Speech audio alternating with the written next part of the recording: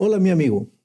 El propósito de la lección de esta semana es mostrar que en la Biblia encontramos muchas promesas que inspiran esperanza y que la esperanza es el mejor remedio contra la depresión. Mira, la depresión es uno de los grandes problemas humanos de nuestro siglo. El 15% de la población ha padecido en algún momento un episodio depresivo a lo largo de su vida. Y un 5% padece de lo que se conoce como una depresión prolongada, una depresión mayor. Estas son cifras alarmantes, pero son cifras reales. La depresión como tal se conoce a través de los sentimientos del paciente, de su estado de ánimo. Se manifiesta mediante tristeza, decaimiento, pérdida del deseo de realizar actividades que antes le eran satisfactorias.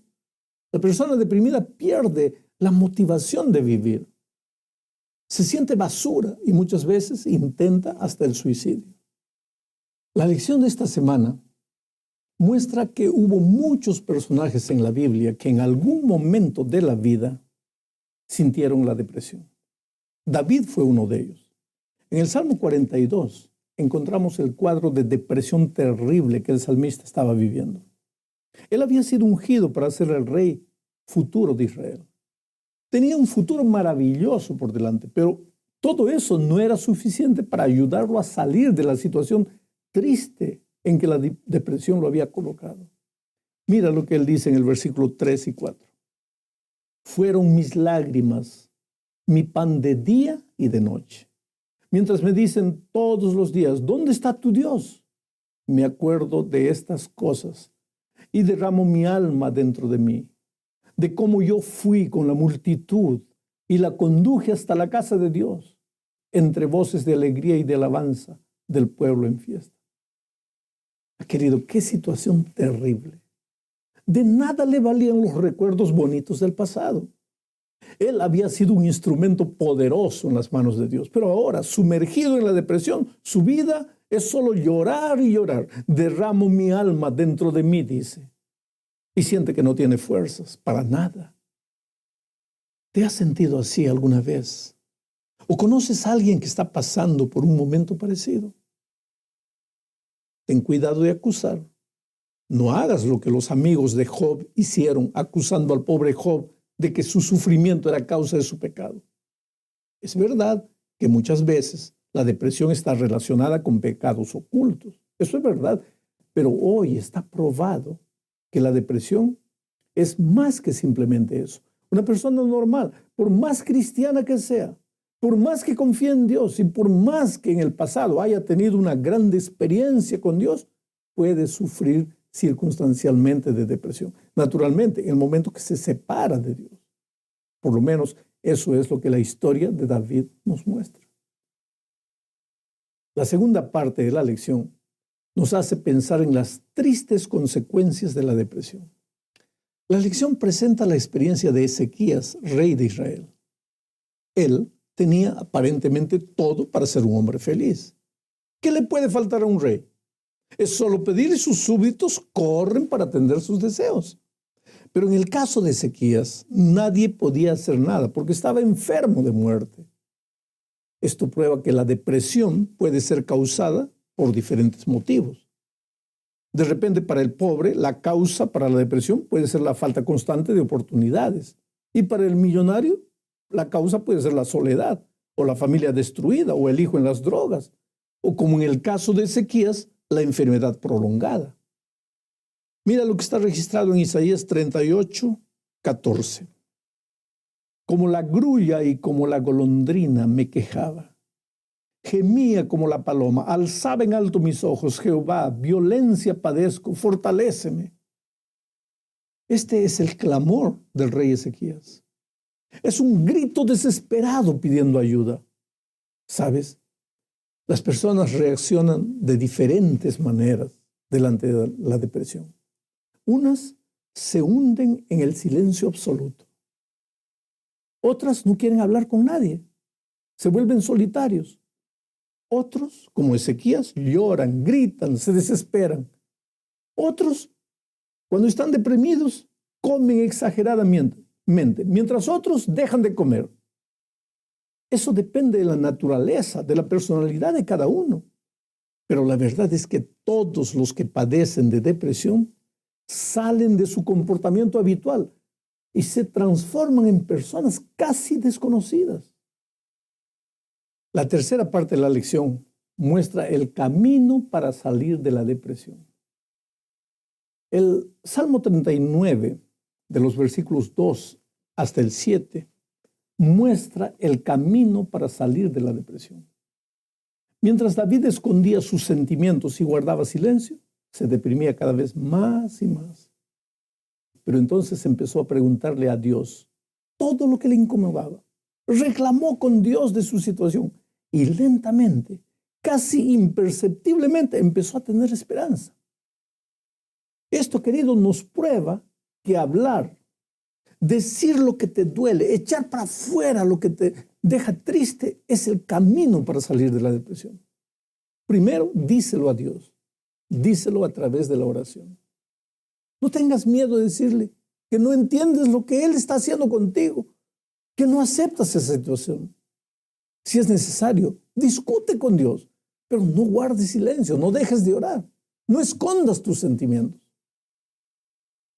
Ahora, después que le hayas hablado a Dios, busca un amigo confiable, un amigo que sepa escuchar y cuéntale la causa de tu dolor.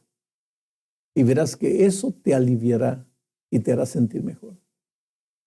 En el Salmo 55, versículo 17, encontramos el camino que David encontró para salir de la depresión. Dice: tarde y mañana y a mediodía oraré y clamaré, y Él oirá mi voz. Otras versiones de la Biblia no dicen clamaré, dicen gemiré, decir llorando, y llorando a gritos. La esencia de este pensamiento es botar para afuera la basura de resentimiento, de dolor, de angustia que perturba el corazón. ¿Y quién mejor para oír que el propio Señor Jesucristo? Por tanto, ora. Sigue orando. Aunque te parezca que Dios no te oye, no repitas las mismas palabras de una oración formal. No. Abre tu corazón a Dios como a un amigo y dile lo que sientes. Ese es el mejor camino para salir de la depresión. Bueno, entramos ahora a la cuarta parte de la lección. Ya dijimos que una de las causas de la depresión puede ser la culpa. Un pecado no confesado y perdonado puede hundir a una persona en el pozo más hondo de la depresión. Hace mucho tiempo conocí a una persona en esa situación. Había sido una extraordinaria misionera. Había llevado muchas personas a los pies de Jesús. Un día inclusive fue condecorada por ser la persona que más amigos había traído para Cristo. Pero por esas cosas de la vida cayó en pecado. Nadie supo lo que había sucedido, ni el esposo, ni la iglesia, ni los amigos. Pero ella sabía que nada está oculto a los ojos de Dios. A partir de ese día fue apagándose lentamente, como una vela que se extingue. Dejó de participar del trabajo misionero, dejó de ir constantemente a la iglesia. Aparecía solo a la hora del culto divino y cuando terminaba la reunión no hablaba con nadie. Ella, que siempre había sido amiga de todos, que siempre se había preocupado con las otras personas, ahora parecía que había perdido el interés por todo. Pero las cosas no se quedaron por allí. Empezó a sentir dolores extraños en las piernas. Después sentía que sus piernas no la podían sostener más. Y así a los pocos fue quedando paralizada. El esposo, un hombre de mucho dinero, la había llevado a los mejores especialistas. Había gastado mucho dinero, pero no podía ayudarla. Nadie podía hacer nada por ella. Finalmente ella quedó paralizada de la cabeza para abajo. Fue en esas circunstancias que hablé con ella. Yo la había conocido en la mejor etapa de su vida.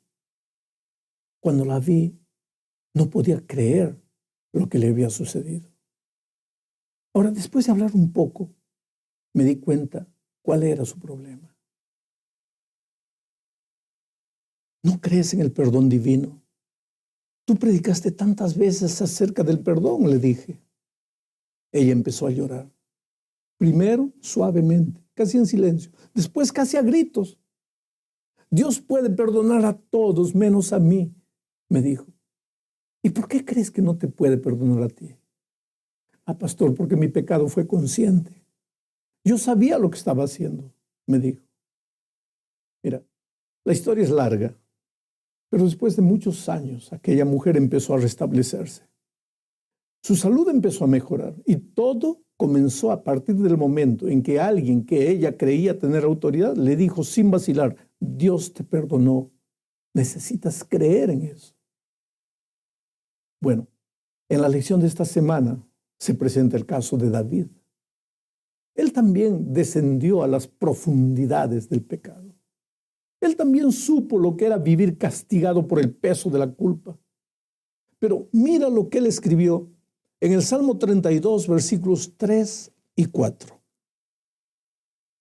Mientras callé mi pecado, mi cuerpo se consumió con mi gemir durante todo el día, porque de día y de noche se agravó sobre mí tu mano, se volvió mi verdor en sequedades de verano. Te manifesté mi pecado y no encubrí mi iniquidad. Dije, confesaré mis transgresiones al Señor, y tú perdonaste la culpa de mi pecado. ¿Viste? No hay otro camino. Puede ser doloroso, pero es el único camino. Confiar en Dios, confesar los pecados a Él y esperar el perdón divino, porque no hay pecado que Dios no pueda perdonar.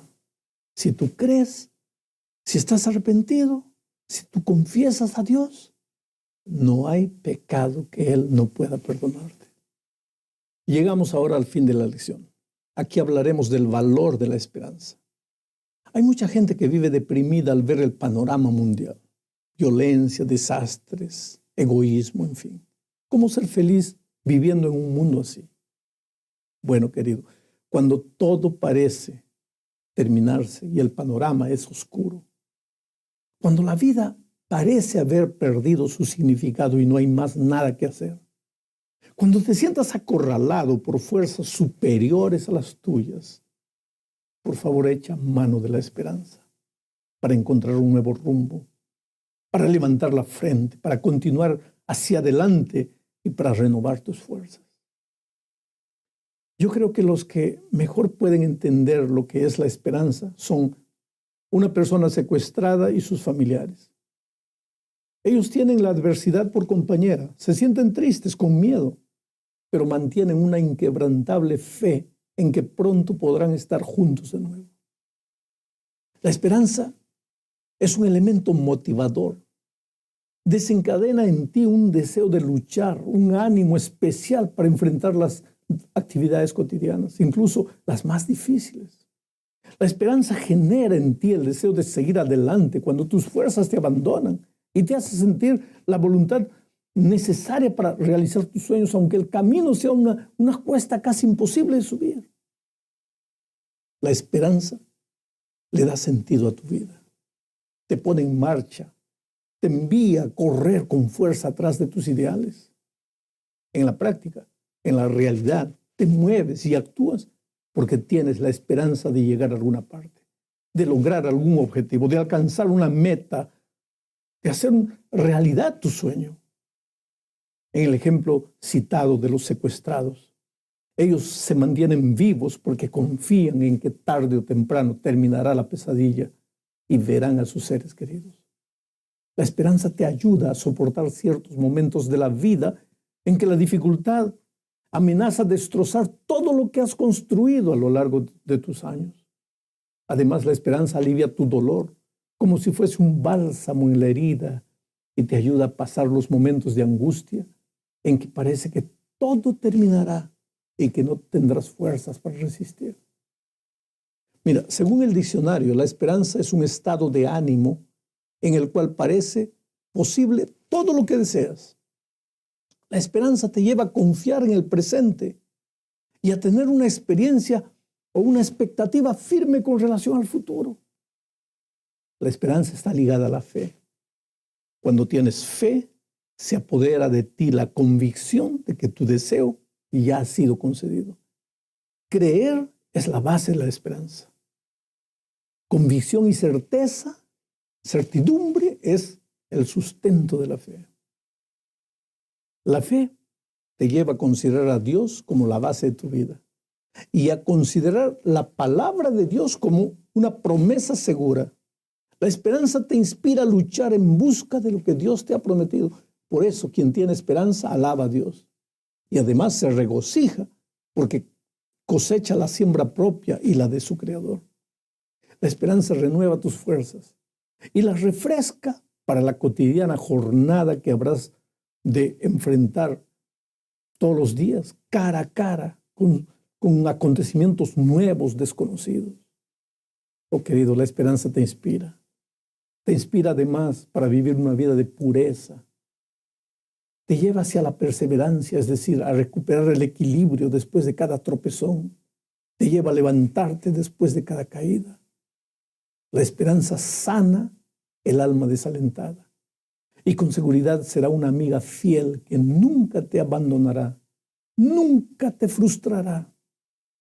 Por eso necesitas buscar la esperanza, apegarte a ella como a un puente que Dios te tiende cuando el viento sopla en contra y los obstáculos te impiden de ver su gloria.